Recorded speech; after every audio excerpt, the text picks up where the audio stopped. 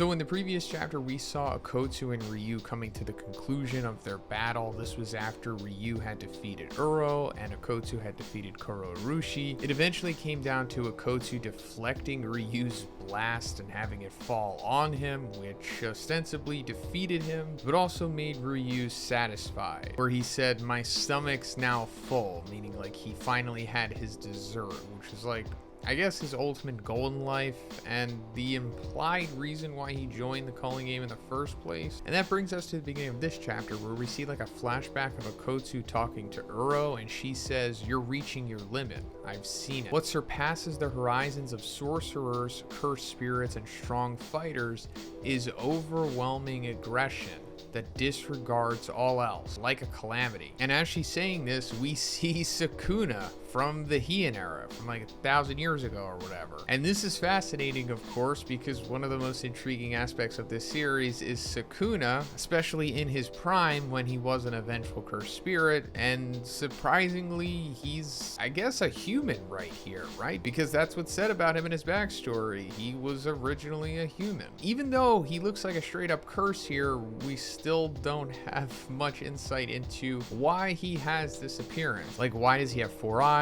Why is the right side of his face all cursey like that? Why does he have 4 arms? The last time we got a really good look at Sukuna's true form was like on a cover page. Forget the exact chapter, I'm sorry. But this is by far the best look that we've got at him so far. It's also heavily implied that he's on the next level of jujitsu, like stuff that hasn't even really been explored currently in the series, because I guess this knowledge was more so common to like the top of the power scale back in the Heian era, especially because when he was going against Jogo and he busted out his fire curse technique or whatever that is, he said, "Oh right, you wouldn't know about this." And I guess that had more than one meaning, because also the audience, wouldn't know about what he was doing. The other interesting thing here is him appearing as Uro is saying this. So I guess this means that she's thinking of Sukuna when she says this, right? Which I guess also confirms that she does in fact come from the Heian era, possibly. Which, we speculated about before. So this could also mean that Uro maybe was Sukuna's lover, or one of Sukuna's lovers, because going further into the chapter, we come to Akotsu talking to Ryu,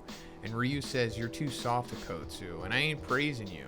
Then Akotsu's like, "Uro said the same thing. There's no benefit to sparing an opponent's life." And then Ryu's like, "She was still alive? My blasts must have been weaker after domain expansion." Going back to what happened 2 chapters ago, he hit her with a granite blast, but we didn't see the game master come and say that she was like defeated or anything, and then he got some points, so we pretty much knew that she was still alive. Then going further, it says she kept bringing up something. Was it a lover's quarrel? Then Akotsu says something like it. So this is the second time that the lover subject has been brought up with Uro. Back in chapter 176, when Akotsu was like initially talking to her, she said, "For us, we've come back from the underworld. Someone who completed her first life without regret wouldn't accept Kenjaku's invitation. The culling game is the first step to a second life." And then Akotsu said, "Don't you have a lover or friends?" And she got annoyed by this, of course, and it eventually led to her saying, "Are you one of the Fujiwara?" Which we still don't really have any insight into. But that, along with what's being said in this chapter, with Sukuna showing up and seemingly her thinking about him, or Akotsu reminding her of him, maybe that is the case. Maybe her and Sukuna had something going on. And her bringing up the Fujiwara, especially in like a vindictive context, maybe the Fujiwaras or Fujiwara himself was the one who wound up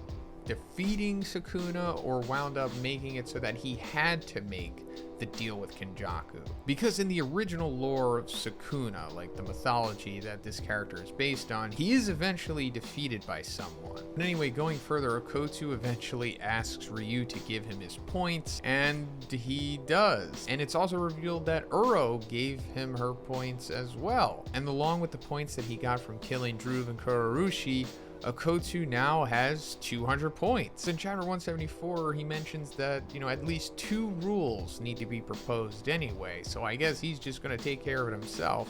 And this makes sense considering the gauntlet that he had to go through. I mean, he had to pretty much solo Sendai Colony. But Akotsu said, in addition to the 2 rules that Fujiwara proposed, we need a means of communication and a way to travel in and out of colony. So I'm guessing that's the 2 rules that he's going to make. Considering that he didn't make them in this chapter, I guess as we go through the Hikari fight, maybe it'll get revealed then, or maybe it'll get revealed after Hikari defeats this mangaka guy, which we'll get into. But getting those 2 rules out of the way is pretty big because the main cast hasn't really communicated with each other in quite a while, and traveling in and out of colonies is huge. This way they can finally all group up again and then really start wrecking house and really start getting things done in the culling game. Also, as it was being said that Akotsu was gaining these points, we see Meiwa walking through like a colony, and we have no idea what's going on with her. So as for what she's doing along with the rest of Kyoto, if they are all in this, which I guess they are, it's up in the air. But anyway, then we're coming to this new character, this mangaka named Charles Bernard, who is a French person, but he was born and raised in Japan, so I guess that's convenient for the plot. And he's at a certain publishing studio that I'm sure we all love. You know, nothing bad about these guys. And he's presenting his manga to this guy who works there, and the guy says basing the story on old tales and classics is common, but that's not a bad thing, which is very true. Most of these battle mangas are based off of mythology, and a lot of them the very same story. But then he says, however, this is a little too geared towards adults. And then he goes into the plot of this specific scene, and he says it's hard to grasp and requires too much context. But this is a shonen magazine, and then there's the gore. Is this comedy? Horror?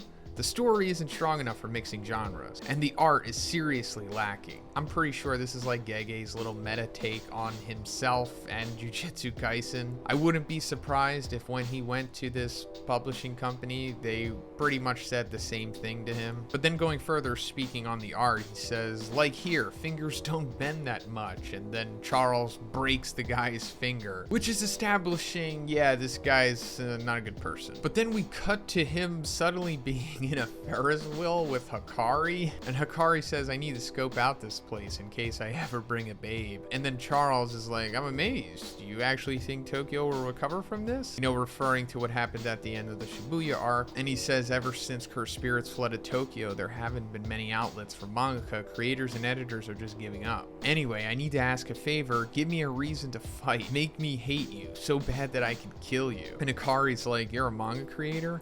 I wouldn't read your manga if you begged me to. Your gloomy disposition might infect me. Quit your whining and fight me, you creepy otaku. And then in the final panel, Charles like starts crying and he says, why would you say such a mean thing? And it's like, that's what you wanted, Charles. But yeah, this is our next fight, and I for sure thought that Kashimo was going to be Hikari's next opponent, but maybe it's not that simple. Maybe Kashimo is so powerful that we'll get into him after, you know, some of them start to meet up. Or maybe Kashimo runs into Panda possibly, and he winds up jobbing to him to establish, you know, that Kashimo is a savage beast. But let me know what you think about this chapter in the comments, guys. If you liked it, please give it a like, and please subscribe if you haven't already. Have a great day, and I'll see you in the next one.